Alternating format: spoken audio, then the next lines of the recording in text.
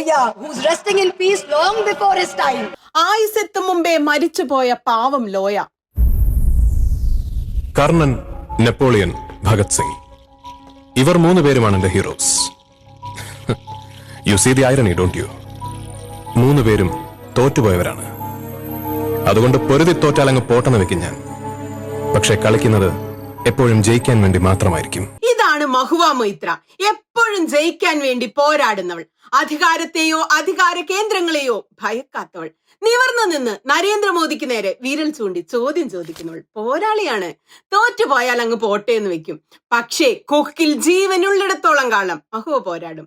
ഇന്നലെ പാർലമെന്റിൽ മുൻ ചീഫ് ജസ്റ്റിസ് DY ചന്ദ്രചൂഡിനെ ചോദ്യം ചെയ്യാനും ജസ്റ്റിസ് ലോയയുടെ മരണത്തെക്കുറിച്ച് ലോകത്തോട് വിളിച്ചു പറയാനും ചോദ്യങ്ങൾ ചോദിക്കാനും ഒരേ ഒരു ജനപ്രതിനിധിയെ പാർലമെന്റിൽ ഉണ്ടായിരുന്നുള്ളൂ.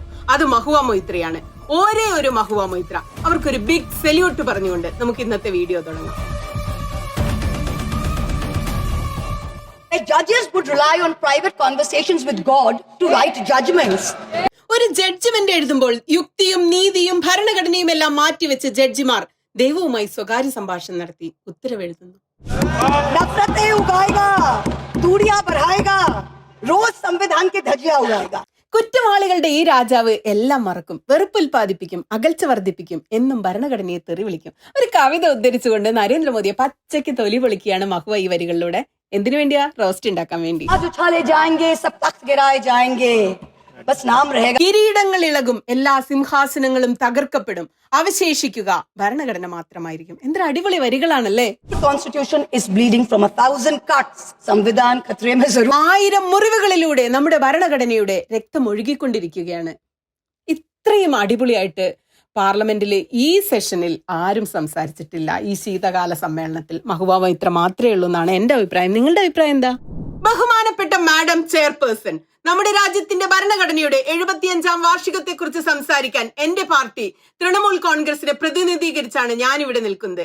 നമ്മുടെ ഭരണഘടന വെറും ഒരു പുസ്തകമല്ല, നമ്മുടെ രാജ്യത്തിന്റെ ആത്മാവും ജീവനുമാണ്. ഇന്നേക്ക് കൃത്യം 75 വർഷങ്ങൾക്ക് മുമ്പ് 1949 നവംബർ 26 ബാബാ സാഹേബ് അംബേദ്കർ നമ്മെ ഓർമ്മിപ്പിച്ചത് ജനാധിപത്യത്തെ സംരക്ഷിക്കാൻ ആഗ്രഹിക്കുന്ന എല്ലാവർക്കും ജോൺ സ്റ്റുവർട്ട് മിൽ നൽകുന്ന മുൻകരുതൽ എടുക്കണമെന്നാണ്.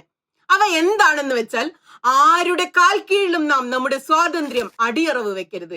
എത്ര വലിയ മനുഷ്യനാണെങ്കിലും അയാൾക്ക് അധികാരം നൽകി നമ്മുടെ സ്ഥാപനങ്ങളെ നിയന്ത്രണ വിധേയമാക്കാൻ അനുവദിക്കരുത്. ഈ രാജ്യം മഹാന്മാരാലും മഹതികളാലും നിർമ്മിക്കപ്പെട്ടതാണ്. പക്ഷെ ഇന്ന് നാം നേരിടുന്ന വലിയൊരു വെല്ലുവിളി ഒരാൾ ഈ രാജ്യത്തേക്കാൾ വലുതാണെന്ന് വിശ്വസിക്കാതിരിക്കുക എന്ന് ഉറപ്പാക്കലാണ്. അതാണ് നമ്മുടെ ഭരണഘടനയുടെ പ്രധാന തത്വം. ഇന്ന് ഈ ചരിത്രപരമായ ചർച്ചയുടെ ഭാഗമാകുമ്പോൾ ഡോക്ടർ ഹിലാൽ ഫരീദിന്റെ ഏറ്റവും അനുയോജ്യമായ ഒരു ചെറു കവിത ചൊല്ലിക്കൊണ്ട് തുടങ്ങാൻ ആഗ്രഹിക്കുന്നു. ഞാൻ അദ്ദേഹത്തിന്റെ വാക്കുകളിലെ സത്യസന്ധതയെ വിശ്വസിക്കുന്നു. ആർക്കും അതൊരു നഷ്ടമാകരുത്. കവിത എങ്ങനെയാണ്? സന്തോഷത്തിന്റെ സമയം വന്നെത്തിയിരിക്കുന്നു. നാളെ അണിഞ്ഞൊരുങ്ങി മേക്കപ്പ് ഇട്ട് നന്നായി ഒരുങ്ങി അദ്ദേഹം സ്റ്റേജിൽ വരുന്നു. നോക്കൂ, ഭരണഘടനയുടെ പുസ്തകത്തെ കണ്ണിൽ തൊട്ട് എന്നിട്ട് അരുൾ ചെയ്യും, ഞാൻ ശിരസ് കുനിച്ച് ഈ പുസ്തകത്തെ ഹൃദയത്തിൽ നിറച്ച് ഈശ്വരനാമത്തിൽ ശപഥം ചെയ്യുന്നു. രാത്രി ഒന്ന് തീരട്ടെ, മനസ്സൊന്ന് മാറട്ടെ. ഇന്നലെ വരെ അസ്വസ്ഥനായിരുന്ന കുറ്റവാളികളുടെ ഈ രാജാവെല്ലാം മറക്കും, വെറുപ്പുൽപാദിപ്പിക്കും, അകൽച്ച വർദ്ധിപ്പിക്കും എന്നും ഭരണഘടനയെ തെറി വിളിക്കും. പക്ഷെ ഇന്ന് മെഹ്ഫിൽ ഒരുങ്ങിയിരിക്കുന്നു. അദ്ദേഹം വിചാരിക്കുന്നു അദ്ദേഹമാണ് ഹീറോ എന്ന്. സന്തോഷകരമായ വേളയാണിത്. കഴിഞ്ഞ 10 വർഷമായി ഈ രാജ്യത്ത് നിരവധി പേർ കരുതുന്നു ഭരണഘടന അപകടത്തിലാണെന്ന്. നമ്മുടെ ഭരണഘടന അപകടത്തിലാണ്. ഒരു ഉത്തരവാദിത്തപ്പെട്ട ജനപ്രതിനിധി എന്ന നിലയിൽ ഭരണപക്ഷം ഞങ്ങളെ ഭയപ്പെടുത്തുന്നതാണോ എന്ന് നോക്കേണ്ടത് അനിവാര്യമാണ്. പ്രൊഫസർ തരുൺ ഗെയ്ത്താൻ വിശദീകരിക്കുന്നത്ര ഭരണപക്ഷം ഭരണഘടനാപരമായ അക്കൗണ്ടബിൾ ആണോ എന്ന് നോക്കാൻ 3 ടെസ്റ്റുകൾ ഉണ്ടെന്നാണ്. 1, രാജ്യം ജനാധിപത്യപരമാണോ എന്ന് നോക്കുന്ന 3 തരം ടെസ്റ്റുകളാണിത്. ഈ 3 പരീക്ഷണങ്ങളിലും നമ്മുടെ രാജ്യം എവിടെ നിൽക്കുന്നുവെന്ന് നമുക്കൊന്ന് നോക്കാം. ആദ്യത്തെ ടെസ്റ്റ് ജനങ്ങളോടുള്ള നേരിട്ടുള്ള തിരഞ്ഞെടുപ്പ് അക്കൗണ്ടബിലിറ്റിയാണ്. രണ്ടാമത്തേത് ജുഡീഷ്യറിയോടും മറ്റു ഭരണഘടനാ സ്ഥാപനങ്ങളോടുമുള്ള അക്കൗണ്ടബിലിറ്റി, 4 സ്ഥാപനങ്ങളോട്. മൂന്നാമത്തേത് പൗരന്മാരുടെ വാച്ച് ഡോഗ് ആയിരിക്കുന്ന മാധ്യമങ്ങളും പൊതുസമൂഹവും നൽകുന്ന അക്കൗണ്ടബിലിറ്റി. നിരവധി നയതന്ത്രപരമായ കാര്യങ്ങളിൽ ഭരണകക്ഷിക്ക് സ്വാധീനമുണ്ടാകും. ആ വിശേഷാധികാരം നിങ്ങളിൽ നിന്ന് എടുത്തു കളയാനാവില്ല.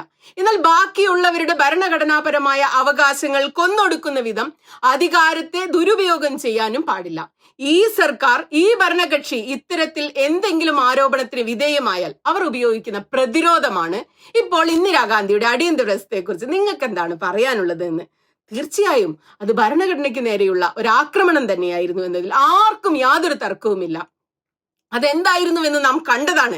എന്നാൽ കഴിഞ്ഞ 10 വർഷമായി ഈ സർക്കാരിന്റെ മോഡസ് ഓപ്പറാൻഡി എന്ന് പറയുന്നത് പരോക്ഷമായും പതുങ്ങിയും വ്യവസ്ഥാപിതവുമായി നമ്മുടെ ഭൂതകാലത്തെ സർവശക്തിയോടുകൂടിയും ആക്രമിക്കുക എന്നതാണ്.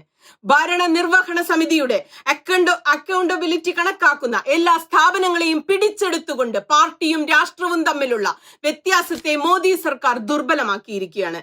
1000 വെട്ടുവെട്ടി നമ്മുടെ ഭരണഘടനയെ കൊന്നുകൊണ്ടിരിക്കുകയാണ്. അത്തരത്തിലുള്ള രക്തം ചിതറിയ ചില മുറിവുകളെ കുറിച്ച് ഞാൻ ഇവിടെ പറയാം. ആദ്യത്തെ ടെസ്റ്റ്, ഭരണനിർവഹണ സമിതിയിൽ നിന്ന് ജനാധിപത്യം ഒരു ഇലക്ട്രൽ ഉത്തരവാദിത്തം ആവശ്യപ്പെടുന്നുവെന്ന് പറഞ്ഞല്ലോ. തിരഞ്ഞെടുപ്പ് അട്ടിമറികൾ, വോട്ടവകാശം റദ്ദാക്കൽ, നീതിയുക്തമല്ലാത്ത പ്രചാരണ ഫണ്ട് എന്നിവ ഭരണകക്ഷിക്ക് അനാവശ്യമായ മുൻതൂക്കം നൽകുന്നു. ഇന്ത്യയിൽ വോട്ടവകാശം ഇല്ലാതെയാക്കുന്നത് ഐതിഹാസികമായ അനുപാതത്തിലാണ്. കഴിഞ്ഞ പൊതു തെരഞ്ഞെടുപ്പിലും അടുത്തിടെ നടന്ന ഉപതിരഞ്ഞെടുപ്പിലും BJP ഭരിക്കുന്ന വിവിധ സംസ്ഥാനങ്ങളിൽ പോലീസ് ഭയപ്പെടുത്തി, മർദ്ദിച്ച്, സ്വാധീനിച്ച് വോട്ടർ പട്ടികയിൽ നിന്ന് പേരുകൾ എടുത്തുമാറ്റിയതിന്റെ രേഖപ്പെടുത്തപ്പെട്ട ടെലിവിഷൻ ക്യാമറകളിലും മൊബൈൽ ക്യാമറകളിലും എടുക്കപ്പെട്ട നിരവധി തെളിവുകൾ കാണാം. രാംപൂരിലും സംബലിലും മൊത്തം പ്രദേശവാസികൾ വോട്ടെടുപ്പ് ദിവസം വീട്ടിലിരിക്കേണ്ടി വന്ന കാഴ്ചയും നമ്മൾ കണ്ടതാണ്. ഭൂരിപക്ഷ രാഷ്ട്രത്തിന്റെ മുൻവിധിയാൽ വെറുക്കപ്പെട്ടു പോയൊരു ന്യൂനപക്ഷത്തിന്റെ പുറത്താക്കലാണ് ഇതെന്നാണ് മറ്റൊരു വീക്ഷണം. ഇതിലൂടെ മറ്റുള്ളവരെക്കാൾ തുല്യ അവകാശങ്ങൾ ഇല്ലാത്തവരാക്കി അവരെ രണ്ടാംകിട പൗരന്മാരാക്കി തീർക്കുകയാണ് ചെയ്യുന്നത്. ഈ സർക്കാർ വിവേചനപരമായ പൗരത്വ ഭേദഗതി നിയമം കൊണ്ടുവന്നിരുന്നു. നിയമത്തിന് മുന്നിൽ എല്ലാവരും സമന്മാരാണ് എന്ന മൗലിക അവകാശത്തിന്റെ തുറന്ന ലംഘനമാണ് ആ നിയമം. സർവ്വ BJP സംസ്ഥാനങ്ങളും നീതിയെ ബുൾഡോസർ വെച്ച് തകർക്കാൻ മത്സരിക്കുകയാണ്. നിയമത്തിന്റെ യാതൊരു നടപടിക്രമങ്ങളും പാലിക്കാതെ വീടുകൾ, പ്രത്യേകിച്ചും ന്യൂനപക്ഷ വീടുകൾ ബുൾഡോസർ കൊണ്ട് തകർക്കുകയാണ്. കാവഡ് യാത്രയ്ക്കിടയിലും മുസ്ലിം ഷോപ്പുകളിൽ തിരിച്ചറിയൽ അടയാളം വെക്കണമെന്ന UP സർക്കാരിന്റെ ഭരണഘടനാ വിരുദ്ധമായ തീരുമാനത്തിനെതിരെ എനിക്ക് സുപ്രീം കോടതിയെ തന്നെ സമീപിക്കേണ്ടി വന്നു. ഇത് ആർട്ടിക്കിൾ 15ന്റെ നഗ്നമായ ലംഘനമാണ്.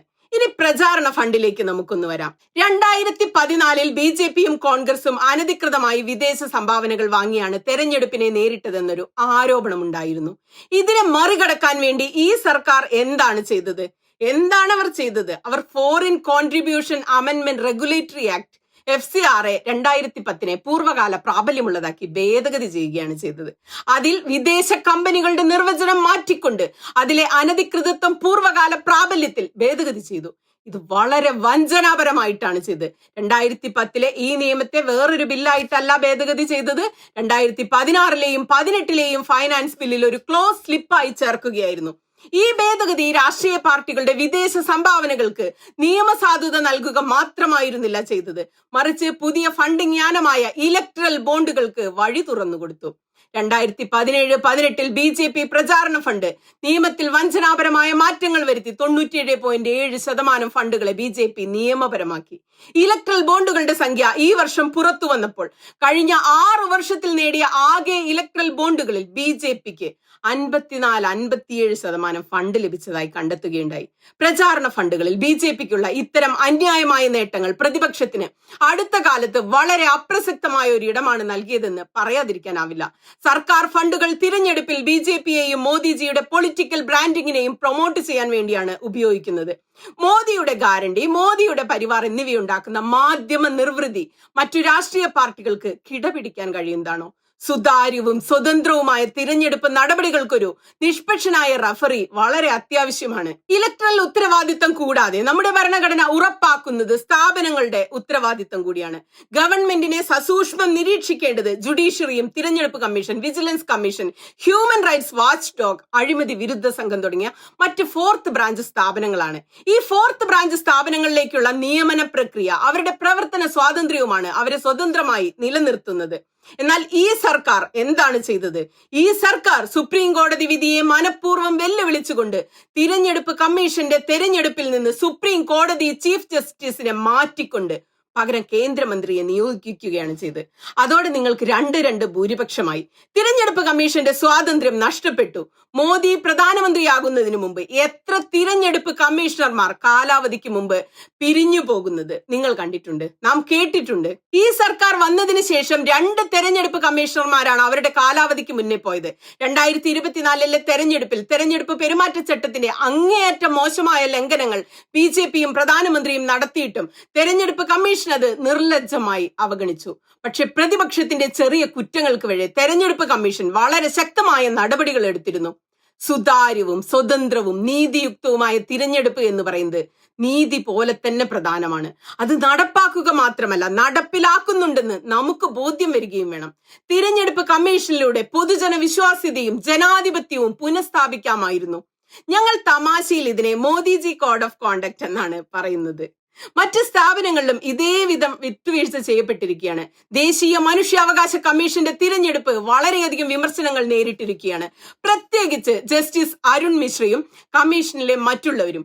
ഈ ജസ്റ്റിസ് ഔദ്യോഗിക പദവിയിലിരിക്കുകയാണ്. നരേന്ദ്രമോദി ഇന്റർനാഷണൽ വിഷണറിയാണ്. അദ്ദേഹം ഗ്ലോബലി ചിന്തിക്കുകയും ലോക്കലി പ്രവർത്തിക്കുകയും ചെയ്യുന്നുവെന്നൊക്കെ നരേന്ദ്രമോദിയെ പ്രശംസിച്ച ഒരാളാണിത്. ഇനി ട്രഷറി ബെഞ്ചിൽ ഇരിക്കുന്നവർ ഒന്ന് ചിന്തിക്കുക, എന്റെ ഈ അവലോകനം ബയസ്ഡ് ആണെന്ന്. എന്നാൽ ഓർക്കണം, നിങ്ങൾ ഒരു കാര്യം ഓർക്കണം, ഇത്തരം നിയമനങ്ങളാണ് NHRCയുടെ സ്വാതന്ത്ര്യം ഇല്ലാതാക്കിയത്. അതോടെ ഇല്ലാതായത് NHRCയുടെ UN അക്രഡിറ്റേഷൻ ആണ്. UN-ന്റെ മനുഷ്യാവകാശ സമിതിയിൽ ഇന്ത്യയെ പ്രതിനിധീകരിക്കാനോ വോട്ട് ചെയ്യാനോ NHRCക്ക് അധികാരമില്ലാതായി. നിയമവാഴ്ചയിൽ എന്താണ് മനുഷ്യാവകാശം കൊണ്ട് അർത്ഥമാക്കുന്നതെന്ന് എന്നെ ഒന്ന് പറയാൻ അനുവദിക്കണം. അത് ജാമ്യത്തിനുള്ള അവകാശമാണ്. തന്റെ കാലത്ത് വിചാരണയിൽ കഴിയുന്ന നിരവധി മനുഷ്യർക്ക് ജാമ്യം കൊടുത്തതിനെ പറ്റി അടുത്തിടെ സ്ഥാനമൊഴിഞ്ഞ ചീഫ് ജസ്റ്റിസ് DY ചന്ദ്രചൂഡ് പ്രസംഗിക്കുകയുണ്ടായി. ശരിയാണ്. എന്നാൽ അർണാബിനും സുബൈറിനും അദ്ദേഹം ജാമ്യം നൽകി. അദ്ദേഹത്തിന്റെ അക്ഷരമാല A to Z എന്നാണ് പറഞ്ഞത്. A to Z വളരെ ചുരുങ്ങിയതാണെന്ന് തോന്നുന്നു. കാരണം അതിൽ G for Gulpur Shah Fathima, H for ഹാനി Babu, K for Khalid Shafi, S for Shajan ഇമാം, U for ഉമർ ഖാലിദ്, പിന്നെ എണ്ണമറ്റ മറ്റനേകം പേരുകൾ ഒന്നും അദ്ദേഹത്തിന്റെ അക്ഷരമാലയിൽ വന്നില്ല.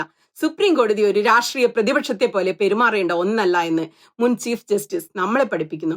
പ്രതിപക്ഷത്തുള്ള ഞങ്ങൾക്ക് ഞങ്ങളുടെ ജോലി ചെയ്യാൻ സുപ്രീം കോടതിയുടെ ആവശ്യമില്ല, ഞങ്ങളത് ആവശ്യപ്പെടുന്നില്ല. പക്ഷെ എന്താണ് ഞങ്ങളെ ബുദ്ധിമുട്ട് എന്ന് പറഞ്ഞാൽ, ജുഡീഷ്യറിയുടെ തലപ്പത്തിരിക്കുന്ന ചിലരെങ്കിലും നമ്മുടെ ഭരണഘടനാ കോടതികളുടെ സ്വാതന്ത്ര്യത്തെയും സമഗ്രതയെയും വിട്ടുവീഴ്ച ചെയ്യാൻ തയ്യാറാകുന്നു എന്നതാണ്. ഒരു ജഡ്ജ്മെന്റ് എഴുതുമ്പോൾ യുക്തിയും നീതിയും ഭരണഘടനയും എല്ലാം മാറ്റിവെച്ച് ജഡ്ജിമാർ ദൈവവുമായി സ്വകാര്യ സംഭാഷണം നൽകി ഉത്തരവെഴുതുന്നു.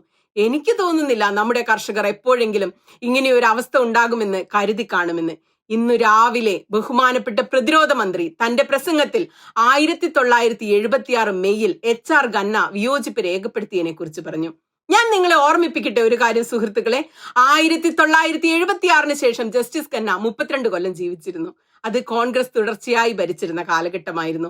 തന്റെ ആത്മകഥ എഴുതാൻ അദ്ദേഹം തന്നെ ജീവിച്ചു. ആ ആത്മകഥയിൽ നിന്നാണ് മന്ത്രി അദ്ദേഹത്തെ ഉദ്ധരിച്ച് സംസാരിക്കുന്നത്. അല്ലാതെ തന്റെ സമയത്തിനു മുമ്പ് നിത്യനിദ്രയിൽ ആണ്ടുപോയ പാവം ജസ്റ്റിസ് ലോയയെ പോലെ ആയില്ല ഖന്നയുടെ വിധി. 1000 മുറിവുകളിലൂടെ നമ്മുടെ ഭരണഘടനയുടെ രക്തം ഒഴുകിക്കൊണ്ടിരിക്കുകയാണ്. ഭരണഘടന തീർച്ചയായും അപകടത്തിലാണ്. ഇന്ത്യ എന്ന ആശയത്തെ അതിന്റെ ശുദ്ധമായ രൂപത്തിൽ നിലനിർത്തുക എന്നതാണ് കാലത്തിന്റെ ആവശ്യം. അതിന്റെ ഭാരം നമ്മളിൽ ചിലർക്കെങ്കിലും മറ്റുള്ളവരെക്കാൾ അധികമായിട്ട് അനുഭവപ്പെടാം. സാധാരണ പൗരന്മാരെക്കാൾ ജുഡീഷ്യറിക്കും മീഡിയയ്ക്കും നമ്മുടെ ജനാധിപത്യത്തെ സംരക്ഷിക്കുന്നതിൽ വലിയ ഉത്തരവാദിത്തമുണ്ട്. നിങ്ങൾ തെറ്റ് ചെയ്തിട്ടുണ്ടെങ്കിൽ നിങ്ങളുടെ ലോഡ്ഷിപ്പിനോടും ചരിത്രം ഒരിക്കലും കരുണ കാണിക്കുകയില്ല. പഴയതും പുതിയതുമായ എല്ലാ ചീഫ് ജസ്റ്റിസുമാരോടും ഞാനിത് പറയാൻ ആഗ്രഹിക്കുന്നു. നിങ്ങളുടെ വ്യക്തിപരമായ ലെഗസികളെ കുറിച്ച് ആവലാതിപ്പെടാനുള്ളതല്ല. നിങ്ങളുടേത് ദൈവത്തിൽ നിന്ന് നിർദ്ദേശങ്ങൾ സ്വീകരിക്കാനുള്ളതല്ല. നിങ്ങളുടേതൊരു സ്വകാര്യ കുടുംബ പരിപാടിയെ പൊളിറ്റിക്കൽ എക്സിക്യൂട്ടീവുകൾക്ക് വേണ്ടി നടത്തുന്ന ടെലിവൈസ്ഡ് സർക്കസായി മാറരുത്. ഭരണഘടനയാണ് നിങ്ങളുടെ ഏക ദൈവം. ഭരണഘടന മാത്രമാവണം നിങ്ങളുടെ വീട്ടിലെ അതിഥിയും നിങ്ങളുടെ ദേവനും. ശ്രദ്ധ പിടിച്ചുപറ്റാൻ നോക്കുന്ന ദേവന്മാർക്ക് പാരമ്പര്യമുണ്ടാകില്ല. നമ്മുടെ പരമോന്നത അവകാശങ്ങളെ സംരക്ഷിക്കുകയും ഉയർത്തിപ്പിടിക്കുകയും ചെയ്യുന്നവർ മാത്രമാണ് എല്ലാ കാലവും ഓർമ്മിക്കപ്പെടുകയുള്ളൂ. മീഡിയയോട് എനിക്ക് പറയാനുള്ളത്, നമ്മുടെ ജനാധിപത്യത്തിന്റെ അതിജീവനത്തിൽ നിങ്ങൾ വലിയ പങ്ക് വഹിക്കുന്നവരാണ്. നിങ്ങൾ പ്രതീക്ഷയ്ക്കൊത്ത് ഉയരണം. പോകുന്നതിന് മുമ്പേ അല്പം സ്വാതന്ത്ര്യമെടുത്ത് ഫയസ് അഹമ്മദ് ഫയസിന്റെ വരികൾ പറയാൻ ഞാൻ ആഗ്രഹിക്കുന്നു. കിരീടങ്ങൾ ഇളകും, എല്ലാ സിംഹാസനങ്ങളും തകർക്കപ്പെടും, അവശേഷിക്കുക ഭരണഘടന മാത്രമായിരിക്കും. ഉപസംഹരിക്കുമ്പോൾ ഞാൻ ഇന്ത്യൻ ഭരണഘടനാ നിയമനിർമ്മാണ സമിതിയിലെ 17 വനിതാ രത്നങ്ങൾക്ക് ആദരമർപ്പിക്കാൻ വേണ്ടി ആഗ്രഹിക്കുന്നു. ഞങ്ങളെ പോലുള്ള എല്ലാവർക്കും ഇവിടെ നിൽക്കാൻ വഴിവെട്ടിയത് അവരാണ്. ഇവിടെ ഞാൻ വിജയലക്ഷ്മി പണ്ഡിറ്റിന്റെ വാക്കുകൾ കോട്ട് ചെയ്തുകൊണ്ട് പറയട്ടെ, സ്വാതന്ത്ര്യം എന്നത് ഭീരുക്കൾക്കുള്ളതല്ല. ഈ അഭിശപ്ത കാലത്ത് ഭരണഘടനയെ സംരക്ഷിക്കാൻ വേണ്ടി അസാധ്യമായ ധൈര്യം ആവശ്യമുണ്ട്. അതിലേക്ക് നമുക്ക് ഉയരാം. നാം വിജയിക്കും. ജയ് ഹിന്ദ്. എന്തൊരു അടിപൊളി പ്രസംഗമാണ്. നിങ്ങളുടെയൊക്കെ രോമം കയ്യിൽ നോക്ക്, രോമാഞ്ചം വന്നില്ലേ? എനിക്ക് ശരിക്കും വന്നു. അത്രയ്ക്കും ഇഷ്ടമായിട്ട് ഞാൻ കുറേ കാലത്തിന് ശേഷമാണ് ഒരു പ്രസംഗം നിങ്ങളോട് പറയുന്നത്. അത്ര നല്ല പ്രസംഗങ്ങളൊന്നും ട്രാൻസ്ലേറ്റ് ഒന്നും കിട്ടാറില്ല. നിങ്ങൾക്ക് ഇഷ്ടമായോ ഇല്ലേ എന്താന്നുള്ള സത്യസന്ധമായ അഭിപ്രായം ഇടുന്നേ.